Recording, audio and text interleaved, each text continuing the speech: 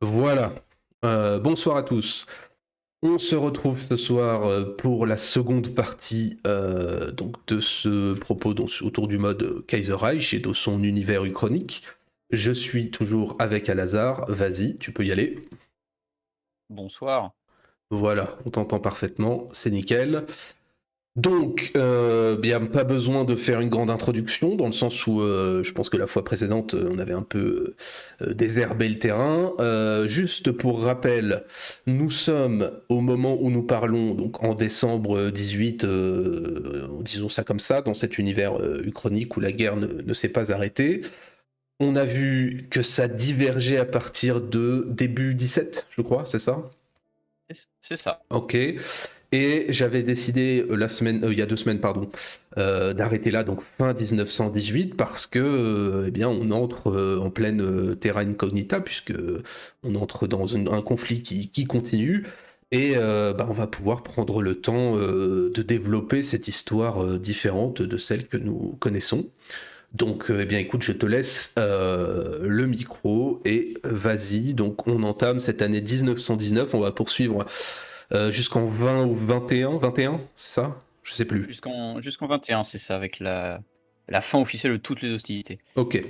Eh bien, écoute, vas-y. Nous sommes en janvier 1919 et Lazare va nous raconter non pas ce qui fut, mais ce qui ne fut pas. Exactement. Alors bon, pour ce qui ne fut pas, pour le coup, ça a eu lieu chez nous aussi, parce qu'en janvier, précisément le 21 janvier, on a le début de la guerre d'indépendance irlandaise qui commence, donc à la suite de l'insurrection de Pâques. Hmm. Euh, À la même date historiquement, là, pour le coup, du coup. Puisque la guerre oui, d'indépendance encore irlandaise, une fois. ouais, encore une fois, on démarre direct parce que je disais la fois précédente, la même date au jour près. Bon, après, ceci étant dit, c'est probable que, sachant qu'ils l'ont lancé alors même que le Royaume-Uni avait, entre guillemets, remporté la guerre, il est probable qu'ils l'auraient lancé de toute façon. C'est ça. Sauf que là, la petite différence, c'est que les insurgés irlandais vont recevoir de l'aide matérielle, bien que minime, mais de l'aide matérielle clandestine de la part de l'Allemagne, pour évidemment chatouiller les roubignoles britanniques Qu'on déjà dans fait. les îles Ah, mais oui, oui, merveilles. oui, la guerre est toujours en cours. Ben oui, je suis con, ils n'ont pas perdu. Oui, oui, oui, la guerre est Et toujours en oui, cours. Et oui, oui, oui, putain, t'as raison, excuse-moi. et oui. Je t'invite ensuite à passer à l'image 37. Ah oui, tout à fait. Alors attends, je vais là. Ouais, tout à fait. Bouge pas, on avait convenu de ça. Une petite seconde, bouge pas, on y arrive. Tac, tac, tac, tac, tac. Parce que cette année 19 où ça sent pas très bon pour l'entente, eh bien, ne commence décidément pas bien avec le soulèvement en Irlande, et surtout le front italien qui eh ben, ne s'est pas remis du désastre de Caporetto et va se prendre une grosse offensive autrichienne, donc le 11 mars, lancée cette fois-ci non pas pas le long de la Piave, donc qui est la rivière ou fleuve, je pense une grosse rivière, en Vénétie, qui se trouve devant, plus ou moins devant Venise, à j'imagine quelques dizaines de kilomètres. Mais depuis le 31, oui c'est ça le 31, pour contourner les lignes de défense italiennes. Et on a une offensive qui se déroule particulièrement bien. Je vais revenir un petit peu pourquoi on peut considérer que ouais c'est acceptable. Ah oui, Euh, parce que moi j'allais dire bon courage pour monter une offensive austro-hongroise en mars 19. Pourquoi pas, hein, pourquoi pas. Exactement. Bah, pour faire bref, cette offensive amène à la chute des villes de Vicenza et Vérone le 24 mars, et Venise tombe le 10 avril, ce qui repousse les Italiens jusqu'à l'Agide, euh, donc qui est le dernier gros cours d'eau, on va dire, avant le Pô. Mais avec ça, les Italiens sont complètement expulsés de Vénétie. Alors effectivement, ça fait lever un sourcil, hein. Comment est-ce que les Austro-Hongrois, dont le moral était désastreux et le commandement à peine meilleur, ont pu lancer une offensive? Eh ben, on n'a pas particulièrement d'infos. Cependant, vu que euh, dans, dans l'univers de Kaiserreich, la deuxième bataille du Piave n'est pas mentionnée, donc une bataille qui a eu lieu historiquement du 10 juin au 25 juin 1918, qui a été la cause, en fait, une tentative austro-hongroise de passer le Piave pour faire avancer le front, et qui a complètement démoralisé l'armée austro-hongroise, et qui l'a bien préparé pour la fameuse bataille de Vittorio Veneto du 24 octobre au 3 novembre, qui a vu l'effondrement du front austro-hongrois. Et bien, vu qu'on n'a pas cette bataille du Piave, ou du moins elle n'est pas mentionnée, du coup on peut considérer que le moral austro-hongrois est en mesure de lancer une offensive. Mais alors pourquoi est-ce qu'elles n'ont pas eu lieu? Parce qu'on peut, dans cet univers-là, on peut s'imaginer effectivement où la guerre se poursuit, l'impossibilité par exemple pour les alliés, notamment français, qui ont envoyé des troupes sur le front italien, mais bon, qui étaient quand même assez minoritaires. On peut imaginer qu'ils l'ont pas fait, mais pourquoi est-ce qu'on sait pourquoi est-ce qu'on n'a pas eu ces batailles? Parce que si elles ont eu lieu, c'est que les Italiens pouvaient les mener. Elles ne sont juste pas mentionnées. Et jusqu'à présent, les batailles, même historiques, qui ont eu lieu dans nos deux univers, on va dire, étaient mentionnées. Donc je pense que si la deuxième bataille du Piave n'est pas mentionnée, c'est parce qu'elle n'a pas eu lieu. Cependant, bon, tout comme à la fin de la précédente présentation, on avait émis des doutes sur le fait que c'était possible pour les puissances centrales de survivre à 18 à cause du front d'Orient. Là, j'ai mis aussi des doutes sur le fait que quand bien même les Austro-Hongrois ne seraient pas pris la défaite de la bataille du Piave, Diaz, donc le commandant en chef italien, n'aurait pas lancé l'offensive, la bataille qui mènera à Vittorio Veneto, parce que les préparations étaient quand même là. Hein. Et surtout en 19, elle aurait probablement été lancée. Mais bon. Oui, bon, prenons ça. Non, d'accord. Non, mais on essaye de souligner aussi parfois les absences et les non-dits pour que l'univers tienne debout, entre guillemets, quoi. Ah, bien sûr. Là, il faut considérer qu'il n'y a pas eu de deuxième bataille du Piave, et du coup, Diaz, il devait pas se sentir chaud pour tenter une offensive, j'imagine. Hein. On va considérer ça. Ensuite, on a toujours dans le mois de mars, qui est décidément un mauvais mois, à partir du 16, image 38A, s'il te plaît. 38A ou 38B, comme en fonction de celle que tu trouves la plus lisible. On a la grande offensive pour la mère patrie. Bon. En anglais, c'est écrit Fatherland. D'ailleurs, ça, c'est une petite question. C'est une petite question que je me permets de te poser. Mm-hmm. Est-ce que tu sais pourquoi, en fait, les Allemands, ils utilisent le terme de Fatherland, enfin, les Anglais. Vaterland en allemand. Ouais. C'est intéressant en passant parce que la patrie, étymologiquement, c'est la terre des pères. Nous, on dit la mère patrie. Pour les anglo-saxons germains, c'est le Vaterland, c'est donc la patrie, la terre des pères au sens normal. La mère patrie, c'est pas très propre. Enfin, ça n'a pas de sens. C'est une, je sais pas, en français, ça sonne correctement puisque on a un rapport peut-être très féminin à la chose, mais la patrie au sens, c'est la terre des pères. Ça, c'est l'étymologie, voilà. Et ça fait partie du phénomène, ce qui est assez drôle quand on nous parle de... c'est très à la mode, tu sais, de langue patriarcale et tout ça, ça n'a absolument aucun sens, puisque aucune langue n'a nous, on parle de mère patrie, mais même au-delà de ça, aucune langue n'a le même article pour le même mot. Hein. Si tu prends je sais pas, en allemand, par exemple, qu'est-ce qu'on a? Le soleil et la lune. Nous, on dit le soleil, la lune. Peut-être qu'il y aura des gens qui tiqueront là-dessus en disant que c'est absolument patriarcal, que le soleil, c'est forcément masculin. En allemand, c'est der Mond und die Sonne, c'est le lune et la soleil. Donc, voilà, ça n'a pas trop de sens. Mais Vaterland, c'est le sens le plus strict, c'est la terre des pères. Voilà, c'est tout simplement ça. Donc, ils ont une étymologie juste d'un mot auquel nous, on accole le terme de mère. Alors, historiquement, je ne saurais pas te dire pourquoi est-ce qu'on y a ajouté ça. Est-ce que ça sonne mieux ou est-ce qu'on a un rapport très féminin, Marianne et tout ce que tu veux je sais pas, la nation, j'en sais rien. C'est une bonne question sur pourquoi est-ce que nous, on a transformé ça en mère patrie.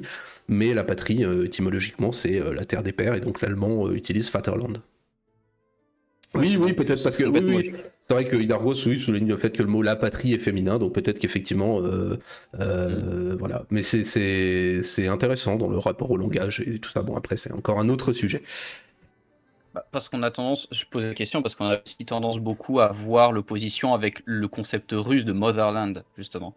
Ouais, c'est vrai, Euh, c'est donc vrai. je trouvais ça assez marrant de voir l'opposition entre les deux. Mais Motherland, ça, enfin, tu vois, c'est pas la mère patrie, c'est la terre des mères, La quoi. terre-mère. Ouais, voilà, la terre mère, Oui, quoi. bah, Donc, c'est vrai que ça fait très Pétain, la terre, elle, n'en ment pas.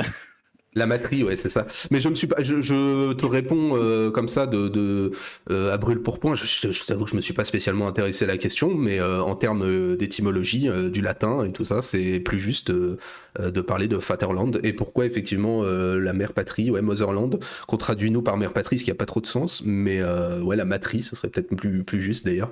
Mais bonne question, ça mériterait qu'on regarde ça un jour, si on y pense. Mais non, je te confirme qu'effectivement, c'est plus juste, pour le coup, l'allemand est une traduction plus littérale, ouais. Ouais, Et ok. ceci étant Bon, dit, c'est pas une langue latine, donc c'est vrai qu'ils ont. oui, Excellente question. Personne ne sait tout, mais en tout cas, sur ce à quoi je peux répondre, je te dirais que c'est plus juste, ouais, en allemand. ok. Bon, donc du coup, je reprends. Le 16 mars, on a le début de la grande offensive pour la père patrie, hein, ou la patrie des pères, qui est appelée donc l'opération Kurfürst, ou Kurfürst, je sais pas trop, Un qui est Kurfürst, lancée, Kurfürst, puisqu'il y a un tréma sur le U. ouais, ouais, qui est lancée donc vers Paris, classique, le long de l'Oise. Donc c'est une opération qui avance bien dans un premier temps parce qu'elle parvient à prendre le nœud qui est Compiègne, qui était l'objectif de l'opération Gneisenau de juillet 18. Et l'opération se poursuit le long de l'Oise, sauf que on voit que c'est un peu la fin. Parce que les troupes s'arrêtent à beaucoup d'endroits pour piller la campagne, parce qu'ils ont la dalle. Ils ont la dalle et ils sont pas forcément super motivés à l'idée de continuer à avancer. Et l'offensive va être vraiment arrêtée et même contre-attaquée à partir du 16 avril, où à Clermont, donc Clermont qui se trouve euh, té- té- té- té- entre Creil et Beauvais. Ouf, des coins superbes. Rien que le nom déjà Beauvais, bon, et Creil, Oh, ouais, Creil, ça fait un peu c'est waouh. Créteil. Ah, Creil, ouf. Je sais pas qui vaut le mieux entre Creil et Créteil, hein, c'est waouh. Euh, mais donc à Clermont, on a une contre-attaque française menée par Philippe Pétain, qui, grâce à l'emploi de chars, va réussir à engager les Allemands en terrain ouvert et les forcer à se replier de l'ouest, de tout leur gain à l'ouest de l'Oise. Euh, ce à quoi les troupes allemandes à l'est de l'Oise vont suivre aussi, pour revenir à des positions plus tenables. Finalement, les gains pour opération Kurfürst, c'est surtout Compiègne en fait qui a été prise, et que les Français ne réussiront pas à contre-attaquer parce que les soldats français refusent d'avancer. Euh, Refusent d'avancer du moins sans le soutien de chars, ce qui fait que c'est très compliqué de lancer toute offensive.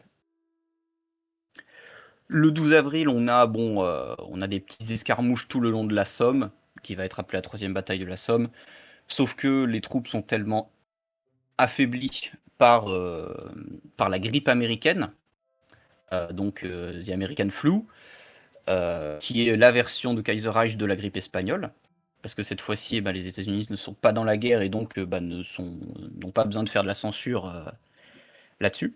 Surtout, bon, on soupçonne que la grippe espagnole aurait pu commencer aux États-Unis. Mais je crois que de mémoire, je crois que c'est le pays le plus touché, hein, si je dis pas de bêtises. Je peux me tromper, hein. Mais après, c'est très intéressant parce que c'est assez méconnu l'effet de la grippe espagnole qui démarre d'ailleurs avant. Mais alors, je sais plus jusqu'à quand elle date exactement. Je crois que 20 ou 21. Mais c'est quand même assez restreint. Mais là encore, je crois de mémoire que l'Allemagne est largement plus touchée du fait de son état sanitaire que la France, hein.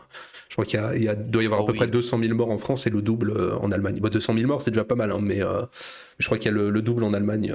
Et finalement, c'est pas forcément les militaires d'ailleurs qui sont les plus touchés. Oui, oui, ça démarre en 18 la grippe, puisque l'armée est touchée sur la fin. Je crois qu'il y a quelques dizaines de milliers de morts dans les rangs des militaires en France. Je connais pas tous les chiffres, hein, mais je sais que ça touche peut-être 10 fois plus les civils que les militaires. Dans ce qui est logique d'ailleurs, mais bon, bref, peu importe. Mm. Mais je pense que l'Allemagne aurait Bah, été, plus enfin, je pense que l'Allemagne aurait été plus dans un univers uchronique. L'Allemagne est tout aussi, à mon avis, aurait été oh, bien sûr. beaucoup plus affaiblie encore que la France. Ah, bien sûr, bien sûr. Mais là, des deux côtés, en fait, ça n'aboutit pas parce que les alliés et allemands sont presque paralysés par la grippe espagnole. Surtout que bon, on n'est pas sur une véritable offensive. On est plus sur des petites escarmouches. Par contre, eh ben, c'est en mai, à partir du 18 mai, que une grande offensive alliée va être lancée le long de l'Oise et dans le secteur de Ypres, qui va tourner au désastre, purement et simplement. Parce que les troupes françaises, dont le moral est trop bas et qui refusent d'avancer sans être précédées par les chars, eh bien, les laissent avancer justement à leur devant, faisant que bah, ils sont complètement vulnérables aux moyens anti-chars allemands. Et les Britanniques de leur côté vont réussir à reprendre partiellement du terrain, euh, notamment, notamment dans le secteur du coup de Ypres. Ils vont reprendre la ville de comment elle s'appelle, Haen, je sais plus le nom. On dirait que tu nous as commencé une incantation magique. Mais Ah, on aurait dit un chef Hasbrook. indien. Ah d'accord. On aurait dit un chef indien là Ouais, qui se ouais, lançait dans une danse de la pluie. c'est ça. Voilà, parce que Hasbrook avait été reprise par les Britanniques en septembre 18. Et là, les Britanniques vont échouer à poursuivre davantage leurs avancées. Les Allemands, eux, bon, bah, ils encaissent, hein, ils se contentent de recevoir. Mais le fait que les gains sont très minimes malgré les investissements, notamment en chars, hein, les chars ont été largement déployés du côté français, et ben ça va paralyser le front euh, et arrêter les offensives alliées de ce côté-là. À la fin du mois, on a des grèves massives qui commencent dans le secteur de l'armement français. Ça va pas aider la production de guerre. On a un changement de tête pour la CGT, donc Confédération Générale du Travail, où Pierre Monat, porte-étendard du syndicalisme révolutionnaire français, va devenir le patron du syndicat et faire monter du coup tous ses petits copains et redonner de la vigueur au syndicalisme révolutionnaire. Le 2 juin, on a Georges Clemenceau qui démissionne et qui voit la dissolution de son cabinet de guerre. Il est succédé par Gaston Doumergue, qui va adopter une approche dure pour casser les grèves et fait de fait rentrer la CGT dans la quasi-clandestinité. En même temps, on est en temps de guerre, hein, il faut ce qu'il faut. Et le 6 juillet, on a la dernière offensive alliée dans le secteur de Saint-Mihiel. Donc le secteur de Saint-Mihiel qui était du coup sur le front d'Alsace, où il y avait un petit saillant qui dans la réalité avait été réduit avec l'aide de troupes états-uniennes. Et là, on a une attaque surprise qui est lancée par les Français et qui échoue complètement, évidemment, hein, encore une fois à cause de cette fois-ci de conditions météo, des orages d'été très importants et un ravitaillement qui peine beaucoup, faisant que les pertes françaises sont très vite énormes pour aucun gain. Et d'ailleurs, alors, excuse-moi, je t'interromps juste une seconde parce que là tu parlais donc du remplacement de Clémenceau par Doumergue. Est-ce Ouais. j'imagine qu'il n'y a pas de propos sur la politique française en termes électoraux. Parce qu'il y a une question qui se pose par exemple dans le conflit ukrainien, où je crois que les élections ont été suspendues le temps de la guerre. Mm. La France n'a pas eu à y faire face, puisque les élections législatives en France, on me corrigera si je me trompe, mais je crois qu'elles ont eu lieu en 1914, juste avant le conflit, pour un mandat, pour un renouvellement, alors je ne sais plus s'il était total ou partiel, mais de 5 ans, pour un mandat de 5 ans. Donc du coup, on s'est retrouvé avec en 1919 ce qu'on appelait la Chambre Bleue Horizon, donc avec tous les comment dirais-je, ex-combattants qui sont entrés en masse dans, dans la chambre. Euh, et c'est vrai que du coup, la question du rapport entre notre démocratie et le conflit, il n'y a pas eu à se poser, dans les deux conflits mondiaux d'ailleurs, et notamment dans le premier, puisque du coup, voilà, on a eu 14-19, donc pas de problème. Et donc là, on en parle pas, Mhm. il n'y a pas de... Parce que c'est intéressant hein, comme sujet, savoir comment est-ce qu'on aurait géré les échéances politiques dans notre beau pays démocratique en cas de conflit qui se poursuivait. Quoi. Est-ce que le remplacement de Doumergue, c'est une décision de cabinet ou c'est pas suite à des élections? Non, non, c'est une Hmm. décision de cabinet. Alors c'est une question très intéressante et je viens de regarder, mais ça ne va pas, avoir trop d'impact parce que les élections françaises de 1919 ont eu lieu en novembre, Elles ont eu donc lieu on quand n'y est pas même. encore. D'accord. Bah, non, mais en novembre 19, hein, on n'est pas encore en novembre Oui, 19, oui, oui, je sais, on mais est en juillet, donc elles ont lieu. pour ça. Putain, je serais curieux de savoir comment est-ce qu'on a pu procéder. Enfin bon, bref, comment on aurait pu faire Alors avec 5 millions de mecs elles sur le sont front, mais pas elles sont pas mentionnées, d'accord. surtout que la France va avoir d'autres problèmes en novembre 19, Ok. que de tenir des élections. Ok, ok. Non, non, mais voilà, ça me faisait penser à ça quand tu m'as dit ça. Je me suis dit, tiens, est-ce que ça se joue? Est-ce que ça rentre jusque-là dans les détails ou pas? Ok, ok. Bon, vas-y, je te laisse continuer, excuse-moi. Ah non, non. Bah, c'est dans la même logique que Vivendi, que Viviani avait été remplacé, bref, tous les cabinets, quoi.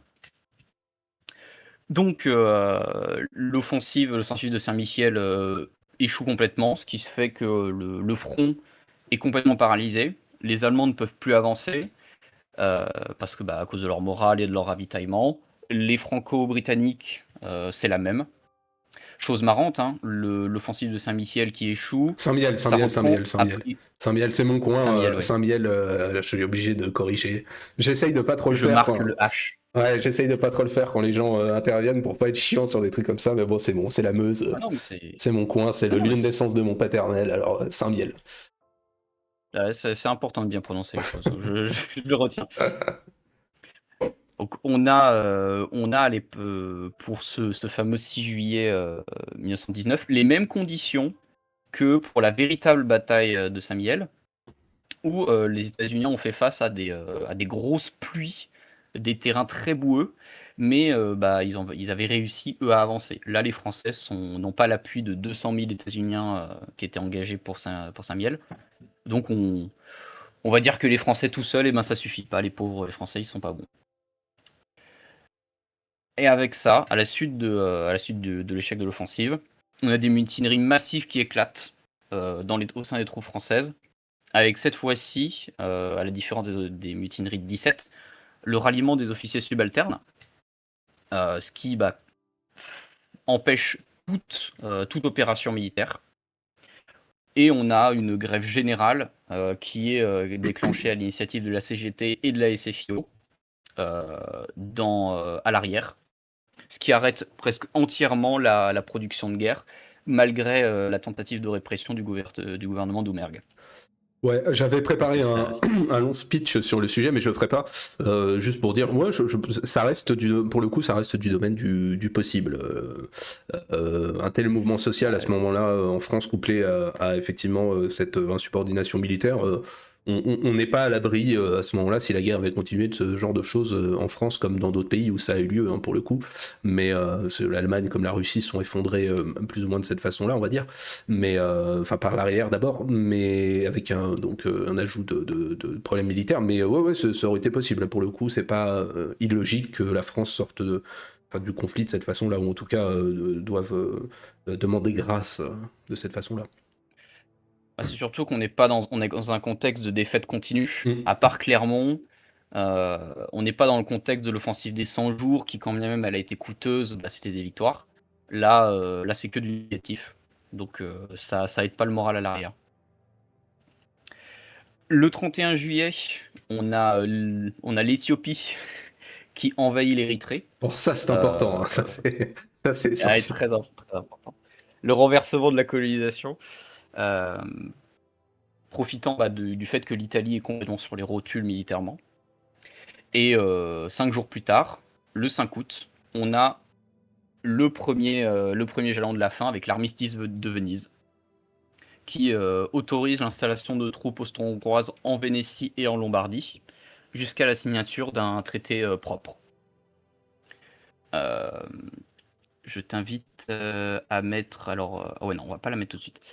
Ce qui va causer le soulèvement quasi instantanément de républicains et de nationalistes à travers le nord du pays, pour rentrer en lutte contre les forces du gouvernement donc du royaume d'Italie et les forces austro-hongroises. Et ça marque le début de la guerre civile italienne sur laquelle on va revenir.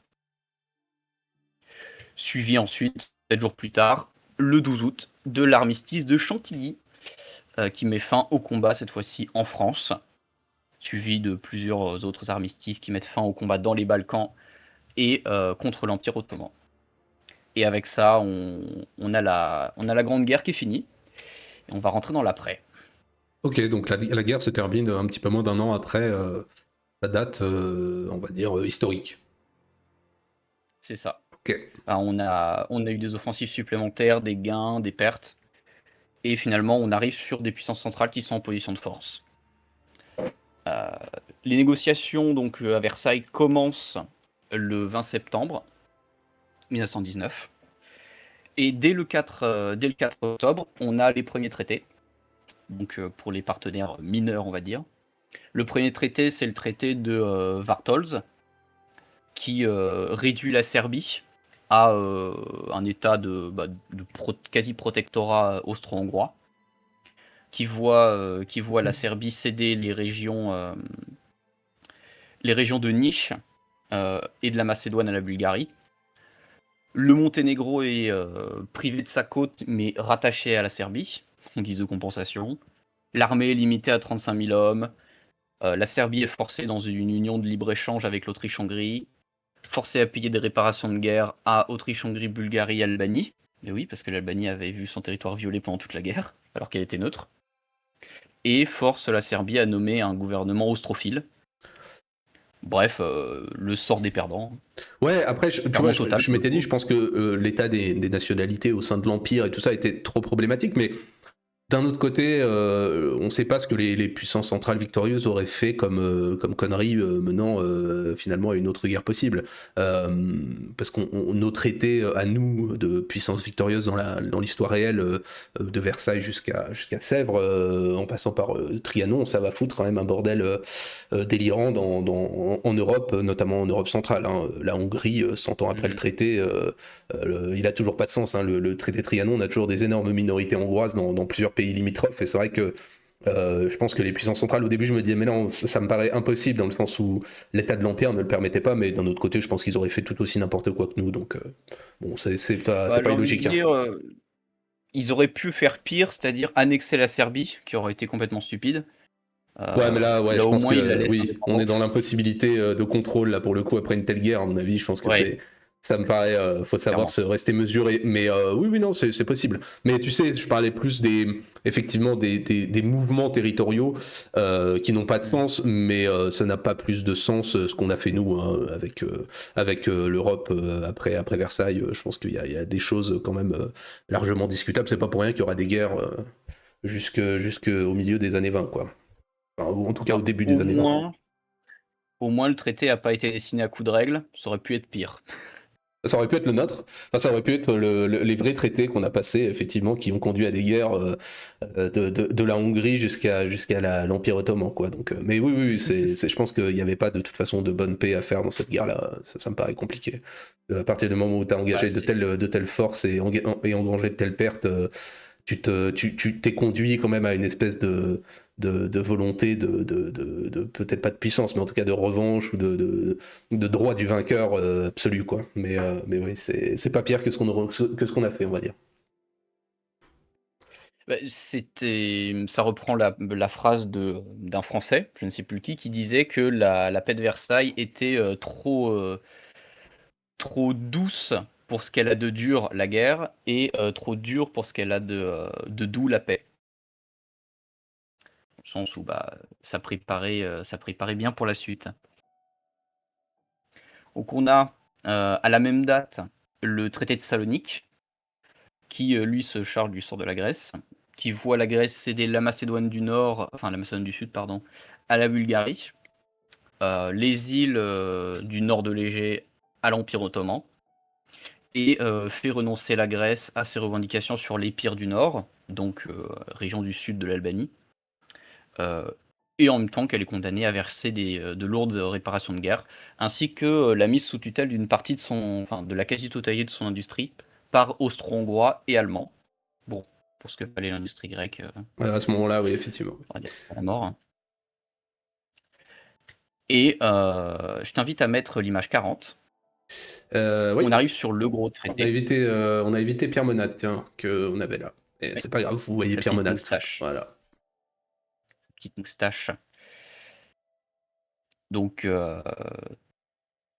Brockdorf avec Bismarck qui le regarde. Bismarck envoie ses regards. Parce que le 6 novembre, on a le traité de Versailles qui est signé. Alors, en vrac, les clauses sont l'annexion de Verviers. Donc, Verviers, c'est une. Je crois que c'est au nord. C'est dans le secteur de.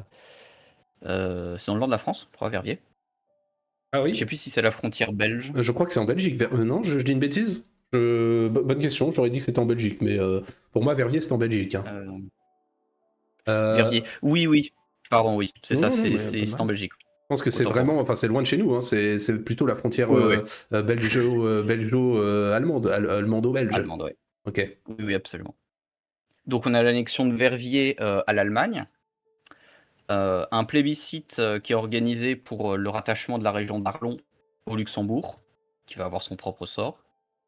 L'annexion de tous les territoires ultramarins et concessions belges à l'Allemagne, donc le Congo belge et les concessions en Chine.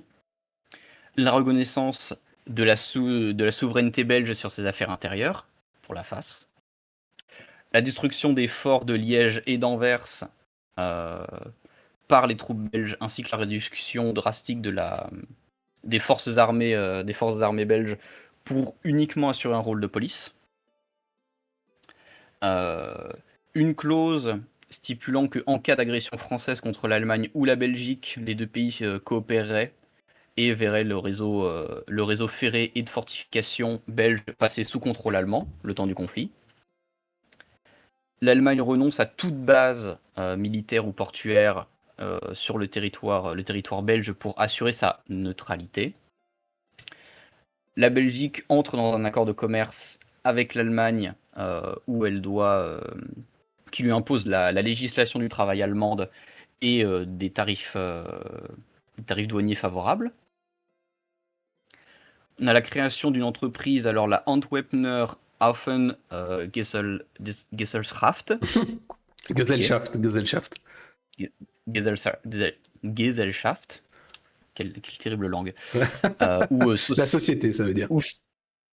ou société portuaire anversoise, en bon français, possédée à 50% par des industriels allemands et 50% par la municipalité d'Anvers, gérée par un conseil dont la moitié sont des Allemands. La création d'une société belgeo-allemande d'exploitation des ressources, chargée de superviser les gisements de fer et de charbon du fameux sillon industriel, salutations à Chouan-Sérial, sur le modèle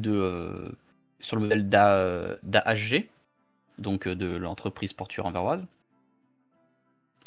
L'obligation belge d'étendre le bassin du Rhin de fer et de prendre en compte les intérêts allemands en Rhénanie et dans la Ruhr, Donc en gros, faites pas n'importe quoi. Et une amnistie pour les activistes flamands et la reconnaissance de l'université Van Bissing, ou Académie flamande, euh, qui, euh, qui avait reçu le soutien allemand pendant la guerre. De fait, la Belgique va passer complètement sous coupole allemande, hein. Quand bien même il est question de maintien de la neutralité belge, c'est juste de la façade. Et du côté français, on a la cession des territoires de Longwy, Belfort et du Val-de-Briey, ainsi que le versant occidental des Vosges, à l'Allemagne. Bon Donc courage la avec ça, parce France. que pour le coup, on n'y parlait pas le germanique hein, là-bas, donc ça fait plein de Français en Allemagne. Mais bon, pourquoi pas, hein, Ah, pourquoi pas. une question, j'imagine, de correction de la frontière, plus simple à tenir, je sais pas, Oui, oui, non, mais c'est possible, j'ai ça comme ça. de meilleure position. L'annexion de Tourcoing-Roubaix à la Belgique, Un peu parce pareil. que bah, Je sais pas si la Belgique sous domination aurait voulu encore plus de Français chez elle, mais bon, pourquoi pas. Pourquoi pas. bah pour avoir un petit saillant administratif en moins. L'idée, c'est de faire reculer la France, hein, Oui, non, mais je de manière. comprends, mais en termes de gestion, enfin, je sais pas, ça me paraît compliqué à l'heure des États-nations quand même bien constitués d'intégrer des gens et de les transformer en Belges. Je sais pas, ça me paraît compliqué, Ah, mais bon. ah, bien sûr. Bien sûr, bien sûr. Petite anecdote d'ailleurs, dans le jeu, dans Hearts of Iron 4, vu que l'île est une province à elle, enfin, est une case de jeu à elle entière, et ben c'est la région de Dunkerque qui est annexée à la Belgique. D'accord. Voilà. Donc c'est pas vraiment le même coin non plus, hein. On a ensuite la vente des colonies du Dahomey, du Gabon, du Congo français, de l'Oubangachari, de Madagascar, Djibouti, l'Indochine et tous les territoires des océans Indien et Pacifique, ainsi que les concessions chinoises, à l'Allemagne, Ah, en guise de réparation de guerre. ça aussi, ça me paraît pas très réaliste, hein. Je pense que c'est un peu sous-estimer le fardeau de l'homme, enfin, le fardeau de l'homme blanc, quoi. Je doute qu'ils auraient pris autant parce que ça fait vraiment beaucoup à gérer en termes de transition administrative et tout. Déjà que les Allemands s'étaient lancés un peu dans la conquête coloniale à contre-cœur, là, ça fait quand même beaucoup de territoire à gérer, à reprendre, à retransformer. Enfin, ça me paraît. Je pense qu'ils auraient été bien contents de laisser les Français se démerder avec ça, mais bon. Après, oui, dans l'optique du jeu, bon, peu importe.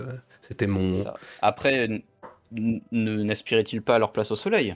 Non, mais Si. j'entends, mais si tu veux, il y a la réalité après concrète des gains et coûts d'une telle opération, et je pense qu'en termes de gestion, comment dirais-je, administrative militaire d'un tel territoire, je pense que ça les aurait plus fait chier qu'autre chose de se retrouver avec, parce qu'on parle pas de pas grand-chose, quoi. On parle quand même de l'empire, de l'essentiel de l'empire français en Afrique, quoi. Donc ça fait et en Indochine et tout, ça fait du pognon à dépenser hein, quand même pour retransformer tout ça en colonie allemande. Les Français et les Anglais ont certes repris les territoires allemands après la guerre, mais c'est pas la même ampleur quoi. Donc Ah, c'est oui, clairement. costaud quoi. Bah, les Allemands, en fait, les Allemands vont adopter, notamment après l'effondrement de l'Empire britannique, une structure fédérale pour leur gestion coloniale en Afrique, donc avec la Mittel Africa, alors que les possessions orientales, donc notamment indo-chinoises et ensuite la Malaisie, vont, elles, être mises sous le commandement d'une amirauté, sous le commandement de Helmut von Muck, qui était un commandant dans le Pacifique pendant la guerre. Qui, je crois, en plus, il s'était échoué avec son croiseur sur une île. Bref, il avait vécu ses petites aventures. Ah oui, c'est possible qu'il y a eu quelques Mais ouais, opérations dans le Pacifique des Allemands qu'on connaît très mal pendant la Première Guerre mondiale. C'est un truc de guerre sur mer et sous-marine dans ces coins-là. C'était assez. Il y a eu 2-3 épopées sympathiques, ouais. donc on a sécession de territoire pour pas payer d'indemnité de guerre. Bon, au moins c'est ça, hein. On a l'abrogation du traité de Fès, qui fait que le Maroc, donc le protectorat du Maroc est transféré de la France à l'Allemagne. Bon, hein, coucou la crise d'Agadir qu'il y avait eu Oui, avant la guerre. ça pour le coup, c'est peut-être plus. On est plus proche d'une certaine logique, ouais. C'est moins de gestion pour les Moins Allemands, chiant. ouais, ouais, ouais, tout à fait. On a ensuite une démilitarisation totale de la frontière franco-allemande pour 15 ans. Alors, a priori, c'est des deux côtés, mais bon, m'est avis que c'est surtout du côté français. Un démantèlement des fortifications françaises aux frontières belges et allemandes par les troupes françaises elles-mêmes. Et la cession des territoires de Givet, Maubeuge et Condé-sur-l'Escaut à l'Allemagne qui les a ensuite rétrocédés à la Belgique, c'est pas très clair. Et le dernier petit point du traité de Versailles, c'est l'organisation future d'un plébiscite au Luxembourg concernant l'adhésion ou non du Grand-Duché au Reich allemand. Je vous divulgage le plaisir, hein, mais ils vont dire oui. Et avec ça, on a Versailles. Donc beaucoup de changements territoriaux, la France qui perd, la Belgique qui passe sous influence allemande, le Luxembourg qui va disparaître, et l'Allemagne qui s'étend surtout en outre-mer. Après, il va falloir y tenir les territoires et ce sera une autre affaire, mais pour l'instant, on en est là. Je t'invite à mettre l'image 41 ensuite. Donc là, pour la conférence du Caucase, qui est la partie suivante. Parce que du 10 novembre au 30, on a la conférence du Caucase, qui en gros mène à une série d'arrangements territoriaux entre l'Empire ottoman, l'Azerbaïdjan, la Géorgie, avec derrière l'Allemagne. En gros, l'Allemagne va se retourner contre les Ottomans. Je m'explique. Les Allemands ont des intérêts avec les Géorgiens et les Azerbaïdjanais, ou Azéris, notamment pour le pétrole de Bakou, et vont choisir de soutenir à fond l'Azerbaïdjan pour que le pays soit du côté allemand. Et il y a un pays qui va bouffer au milieu de tout ça, c'est l'Arménie. La République d'Arménie qui avait été plus ou moins reconnue par le traité de Batum l'année précédente, et ben là disparaît. Toute l'Arménie est cédée à l'Empire ottoman. La Géorgie gagne un petit territoire, donc la région de Mesheti Javaketi, c'est non, Moscou, sur l'Empire ottoman, et l'Azerbaïdjan obtient l'entièreté des territoires qu'il revendiquait, notamment des territoires sur la Géorgie et sur l'Arménie. Et avec ça, on a du coup la sphère allemande qui s'étend dans le Caucase, et les Ottomans qui ne peuvent pas avancer, ne peuvent plus avancer jusqu'à l'Azerbaïdjan. Donc ça conclut, ça conclut les traités de paix et les frontières dessinées. Après, si je peux me permettre, là on va entrer dans les trucs qui installent vraiment l'univers tel qu'il sera, quoi. Et ça devient plus... Je pense que ça devient là plus dur à suivre, peut-être si on connaît vraiment pas l'univers de Kaiserreich, puisqu'on va avoir des événements qui ne redessinent pas les frontières, mais qui transforment complètement... Enfin si, d'ailleurs, qui les redessinent avec l'Italie, mais qui transforment complètement les régimes en place, quoi. Absolument. Parce que l'événement majeur suivant, c'est la proclamation de la Commune révolutionnaire de Paris. Ça a un petit air de déjà vu. Le 20 novembre 1919, qui marque le début de la guerre civile française. Alors, il n'y a pas beaucoup d'infos sur la guerre civile française, ou du moins il y a des informations contradictoires, donc je vais être bref. En gros, le gouvernement provisoire, donc qui sont les républicains loyalistes, on va dire, sous Aristide Briand, vont essayer de contenir la commune. Sauf que celle-ci va réussir à rallier diverses communes un peu partout en France. Ça va mener à de nombreuses exactions, notamment de la part de groupes qui se revendiquent jacobins. De fait, ils sont inspirés surtout de l'exemple des bolcheviks en Russie. On va avoir des gens, enfin des bourgeois qui vont être assassinés, expropriés. Ça va être assez sale, mais ça va être une guerre civile assez très courte parce qu'elle va se finir en avril 1920, l'année suivante, avec la fuite du gouvernement provisoire en Afrique du Nord, avec une partie de la flotte. Donc avec ça, la France cède, sombre en moins d'une année dans le syndicalisme révolutionnaire, suite au gouvernement qui a dû essuyer la défaite. Et avec l'image 42.b, s'il te plaît, on a un morceau qui est un peu plus connu, qui est la guerre civile italienne.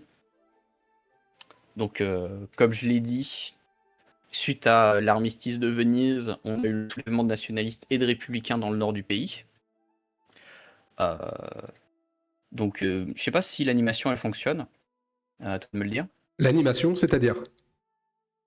Normalement, l'image c'est un GIF. Donc, Ah non, je sais non, pas si non, ça ça fonctionne marche. pas. Non, c'est une carte Non. fixe qu'on a là avec donc effectivement les 5 parties de l'Italie. Ok, ouais, d'accord, c'est la 42A. Ah pardon, Euh, alors attends, bouge pas, excuse-moi. Guerre civile italienne, ouais, excuse-moi, 42B. Ouais, si, ça fonctionne, tout à fait. ok, parfait. Donc, vous voyez en gris les partis sous occupation austro-hongroise, en vert les républicains, qui vont à partir d'un moment se diviser en deux, avec les rouges, qui vont être les socialistes / syndicalistes, et les jaunes, qui sont les monarchistes loyalistes. Donc, voilà pour les petites indications de couleur. Oui, et donc Le 7 la août, 42A est ouais, donc la situation la terminale, fin, quoi. Ouais, d'accord, ok. exactement. Bah, merci de me les mettre dans l'ordre. Ah, désolé. Je t'en prie, je t'en prie. Le 7 août, on a la proclamation de la République italienne. Dans la foulée et dans le chaos, on a une tentative de manœuvre de la part du camp monarchiste menée par Vittorio Emanuele II et le prince Umberto, qui vont tous les deux abdiquer. Donc on va avoir une double abdication, ce qui fait que le camp monarchiste ne va pas savoir qui est leur chef. Ça va rajouter au chaos. En septembre 1919, les républicains de manière large, hein, lancent une offensive en Romagne et parviennent à la prendre. Suivi peu de temps après par la chute de la Ligurie, qui tombe notamment sous le commandement de Emilio De Bono, qui est, je crois, un vétéran de la première. Et en début octobre, on a les premières frictions qui apparaissent entre les républicains dits blancs et rouges. Je vous laisse deviner qui sont les blancs. Hein. Et c'est le 5 novembre où on a le fameux épisode de la division républicaine, ou Republican Split, qui voit, c'est sur les cartes, quoi, c'est quand les républicains verts se séparent en deux, avec les rouges qui se soulèvent. À la suite de ça, on a les républicains qui vont progressivement se faire, les républicains blancs, qui vont progressivement se faire repousser par les socialistes, jusqu'à ce qu'ils soient sauvés à peu près in extremis par des retours de vétérans du front de Vénétie. Et le 24 décembre, on a la proclamation de la République socialiste italienne, pas sociale, attention, avec du coup prétention sur l'intégrité du territoire italien. Le 15 janvier, les socialistes italiens lancent l'opération Garibaldi, avec laquelle ils poussent au centre de l'Italie en direction de Rome. L'opération va être un semi-succès parce qu'ils vont réussir à fin janvier prendre Ancône, mais le 3 mars, ils vont échouer devant Civita Vecchia. Civitavecchia. C'est ça, La vieille ville. Civitavecchia, où ils vont être arrêtés et ils vont opérer un petit repli pour stabiliser leur front. Bon, on a en janvier 1920, donc pas précisé de date, la proclamation de Emanuele Filiberto d'Aoste en tant que roi d'Italie. Bon, le gars est juste de fait réfugié en Sardaigne. Il est reconnu par personne d'autre que ses soutiens en Sardaigne. On a ensuite, le 18 mai 1920, une attaque générale des socialistes contre les républicains blancs, donc qui sont surtout qui sont pris en sandwich entre les Austro-Hongrois et les socialistes. Ils vont être sauvés, cette fois-ci non pas par le retour des vétérans, mais par la signature d'un pacte antisyndicaliste entre les républicains, les royalistes et les Austro-Hongrois. Austro-Hongrois qui vont s'investir en balançant leurs troupes qui étaient présentes en Lombardie et Vénétie pour contenir puis ensuite repousser les socialistes au-delà du Pô durant l'été 1920, ce qui va mener à l'épisode du fameux miracle sur le Pô, où les républicains vont réussir à survivre et à terme à s'établir en Vénétie-Lombardie. Bien connu de tous les pères de famille, le miracle sur le pot. Voilà, c'était ma blague quand vous avez un enfant de 2 ans. Voilà. C'était la vanne de Daron. Voilà, exactement, voilà. Il la fallait. Miracle sur le pot, moi, ça me fait penser à ça. Mais oui, effectivement.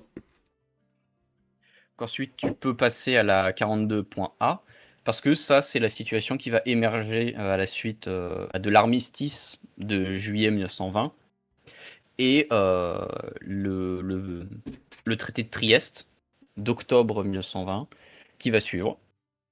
Donc on a une Italie qui est divisée, l'Italie du Nord qui est majoritairement socialiste, la République italienne qui est sous protection de l'Autriche-Hongrie, les États papaux, donc le pape qui a réussi à récupérer le contrôle d'une partie du Latium, et le royaume des Deux Siciles, qui a vu la restauration de sa propre dynastie, et le royaume de Sardaigne. Bon, tous sont dans une situation un peu complexe. En gros, on a la création d'un bordel qui s'appelle la Fédération italienne, qui doit en gros comprendre l'intégralité des nouveaux pays qui constituent l'Italie. Donc je fais vite. Donc la région du Mezzogiorno, donc le sud de l'Italie, est organisée dans le royaume des Deux Siciles avec le prince Alfonso, comte de Caestra, qui devient son roi. Alors ça, je vais beaucoup en parler l'année prochaine. Non mais vraiment, le Mezzogiorno, j'en fais énormément de vidéos sur le sujet. Oui. Et bon, ceci étant dit, je pense qu'il n'aurait pas repris la titulature des Deux Siciles, parce que ça fait bien historiquement, mais dans la réalité, c'était extrêmement discrédité comme royaume et dynastie. Mais bon, peu importe. Mais on va y revenir. Après tout, ça peut être une création autrichienne, hein, donc bon. Ouais, mais c'est problématique comme appellation et dynastie, c'est compliqué. C'est compliqué, mais bon, bref. Bah, disons qu'au moins ça a le mérite de parler aux gens, quoi. Oui, exactement. De Sicile, on voit à peu près ce que c'est. On est d'accord. On a la reconnaissance du pouvoir de la maison de Savoie-Aoste sur le Piémont-Sardaigne. Bon, dans les faits, c'est surtout la Sardaigne, hein, parce que le Piémont, c'est aux mains des socialistes. L'état de l'Église qui est établi dans le Lazio, donc le Saint-Père qui retrouve un petit peu les états pontificaux. La République de Vénétie-Lombardie, qui est reconnue comme le seul gouvernement légitime au nord du Pô, dont le Premier ministre doit être le président par intérim du Conseil de la Fédération. Vous sentez déjà un peu le bordel. La Vénétie se voit accorder un statut d'autonomie. On a l'annexion de la concession italienne de Tianjin par l'Autriche-Hongrie. Bon, voilà. Hein. La signature d'un traité d'amitié entre la Fédération italienne et l'Autriche-Hongrie, qui doivent se porter assistance militairement si nécessaire en cas d'hostilité dans un contexte international. Donc l'Autriche-Hongrie devient garante de la stabilité italienne et les Italiens doivent porter assistance à l'Autriche-Hongrie en cas de besoin. Le traité de Lausanne de 1912, donc, qui avait mis fin à la guerre italo-ottomane, est déclaré comme nul et non avenu. Donc l'Empire ottoman récupère la Libye et les îles du Dodécanèse. Mais donc l'Italie forme une fédération de ces plusieurs parties-là, c'est ça? C'est ça. Ouais. En fait, on a les Deux Siciles, les États pontificaux, la Sardaigne et la République italienne, qui sont dans un ensemble où, en gros, c'est la République italienne qui est le gouvernement le plus important parce que son Premier ministre est le président par intérim de la Fédération. D'accord. Ouais, j'avoue que j'ai un peu de mal avec cette. Après, c'est la force de l'histoire, peu importe ce qui s'est passé, ce qui aurait pu se passer, mais l'éclatement italien, Oh non. parce que bon, c'est intellectuellement, c'était assez inenvisageable, plus d'ailleurs que dans le peuple, hein, surtout chez les élites, la force du Risorgimento était telle que ça me paraît difficile de voir les types y souscrire. Après, nécessité fait loi, bon, si c'est comme ça, c'est comme ça, hein, mais c'est vrai que c'est difficile de voir une Italie éclatée comme la France, hein, difficile de voir un pays qui a construit son identité justement sur son regroupement se voir défaire comme ça, c'est assez inenvisageable à mon avis, mais bon, pourquoi pas, après tout, tout est possible. Bah, bien sûr. Après, l'éclatement, on va dire, se justifie par l'impossibilité des républicains, qui pourraient être le gouvernement, général, hein, enfin global de l'Italie, bah, d'avoir une assise au sud.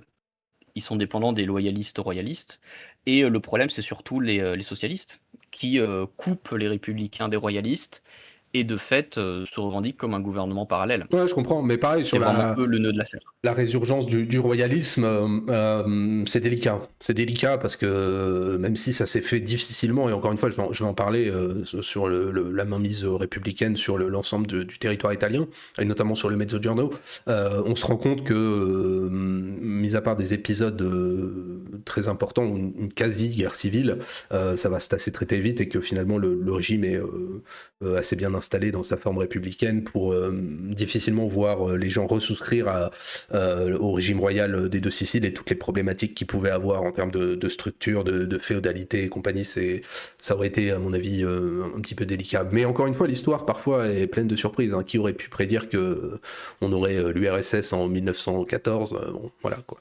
C'est toujours, ça prend des cheminements toujours imprévisibles. C'est ça. Après l'objectif, c'est aussi de faire quelque chose une situation qui est changeante. À la base, dans les vieilles versions de Kaiserreich, c'était une Italie divisée en 2 avec un nord socialiste et un sud qui était, je crois, l'Union italienne, où c'était le pape qui était à la tête, du bousin. Ah, d'accord. C'est pas pire. C'était comme ça dans les Ouais, vieilles ouais, c'est versions. pas pire ce qu'ils ont fait. Donc voilà, on a la reconnaissance enfin le renoncement des revendications italiennes sur les territoires recédés aux Ottomans, voilà, pour le traité de Trieste et le beau bordel, italien, réaliste ou non, Oui, on peu importe. ça. Alors, je t'invite à mettre l'image, 40, alors, il y a 2 images 43. Oh putain. L'image 43, J'ai- Hindenburg et Ludendorff. D'accord. Voilà. Parce qu'on a le 13 février 1920, on a l'événement qui est appelé la crise de Ludendorff, où Ludendorff et Hindenburg, qui étaient devenus de fait surtout Ludendorff, des quasi-dictateurs en Allemagne, eh bien, voient leur petit régime, on va dire ça comme ça, tomber. En gros, on a le Reichstag, le Reichskanzler, qui sont soutenus par Guillaume II, euh, qui vont qui vont voir pour renverser Hindenburg, lui faire perdre son pouvoir.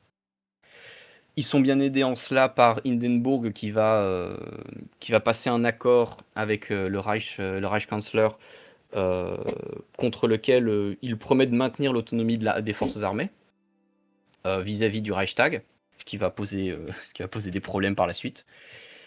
Mais avec ça, Ludendorff perd de fait le pouvoir qu'il avait sur le haut commandement allemand.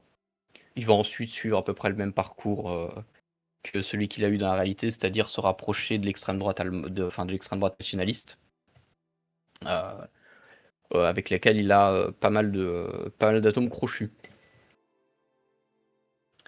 Ensuite, l'autre 43, donc Eastern Europe, parce que le 5 mars 1920, ça marque la fin de l'occupation militaire allemande à l'Est, avec l'introduction du gouvernement civil, donc en Baltique, en Biélorussie, Lituanie, Pologne et Ukraine. Bien qu'on a des forces qui restent en Ruthénie blanche, enfin Biélorussie, Ruthénie blanche, et en Ukraine pour surveiller un petit peu la guerre civile russe, comment elle tourne, parce que c'est toujours le bordel là-bas.